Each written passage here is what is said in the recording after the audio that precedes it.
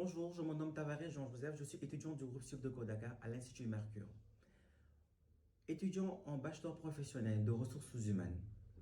Aujourd'hui, ma mission d'entreprise s'est tournée envers le groupe FH Concession, qui gère aujourd'hui sous son aile deux entités à savoir FH Opération Service et Senac, société FH de la nouvelle autoroute concédée, actuelle CK, société FH de la concession de l'autoroute de l'avenir depuis 2020.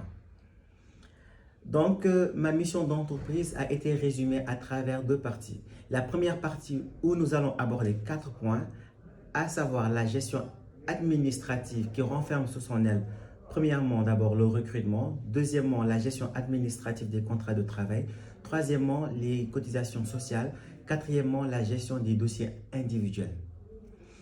Et enfin, la deuxième partie que nous allons aborder en dernièrement, c'est en fait la formation RH du personnel. Donc, pour revenir à la première partie, la gestion administrative, à savoir le recrutement, qu'elle soit interne ou bien qu'elle soit externe, pour tout en fait besoin, le service remplit en fait la demande d'embauche adressée à la direction des ressources humaines.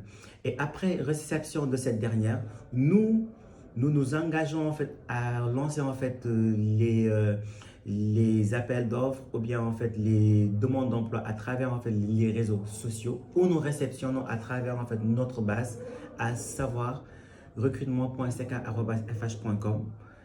Et là, à partir de là, vient en fait l'autre travail à savoir en fait les tri en fonction en fait des demandes qui ont été rédigées à travers en fait la demande d'embauche. Deuxièmement, la gestion administrative des contrats de travail. Nous allons aborder la lettre d'embauche. Qu'est-ce que la lettre d'embauche en un mot? La lettre d'embauche, c'est une garantie peut-être. Aujourd'hui, pour quelqu'un qui veut être débauché, la lettre d'embauche, c'est un garant vis-à-vis en fait de son employeur actuel et de son futur employeur.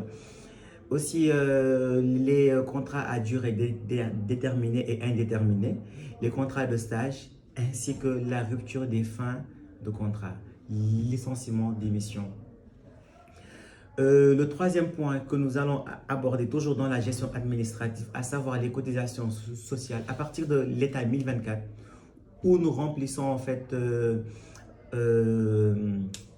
les données en fait de chaque mois, c'est-à-dire en fait les déclarations de la caisse et de l'IPRES établies en collusion avec le responsable paie et après validées par le responsable des ressources humaines et ensuite validées par le responsable administratif et financier. Et le dernier point, la gestion des dossiers individuels, la gestion des congés de maternité, la gestion des allocations familiales, les indemnités en fait des stagiaires mensuels et les domiciliations et attestations. Enfin, la dernière partie que nous allons aborder, c'est la formation RH du personnel. Qui dit formation dit en fait développement des carrières et perspectives en fait de tous salariés. Aujourd'hui, pourquoi est-ce qu'en fait l'importance de la formation pour chaque agent? Parce qu'aujourd'hui, c'est grâce à la formation RH que tout agent en fait permet de s'améliorer en fait, de se développer en fait dans sa propre carrière. Aujourd'hui, comment en fait passe en fait la chronologie en fait des formations RH? Nous établissons en fait en fonction en fait des besoins de chaque service et de chaque agent, nous établissons en fait ce qu'on appelle le cahier de charge ou TDR que l'on envoie bien sûr à différents en fait prestataires en suivant bien sûr les prix, les besoins. Tout ça en fait, ça a déjà été établi en fait dans le TDR ou bien encore appelé cahier de charge. Et une fois ça, nous programmons en fait les formations en collusion toujours avec le responsable concerné. Et une fois ça, à la fin de la formation, la première phase, à savoir l'évaluation à chaud, que l'on envoie. Et puis après 6 mois après, ou bien 1 an après, tout en suivant en fait les objectifs qui ont été alloués à chaque salarié, nous envoyons les évaluations à froid.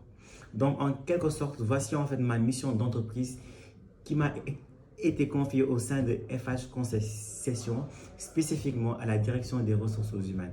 Je remercie encore tous mes collaborateurs, à savoir Papa Ibrahim Sek DRH, Monsieur Salé 6, responsable paye, et Raphaël Henri Zalé, notre assistant RH chargé des formations.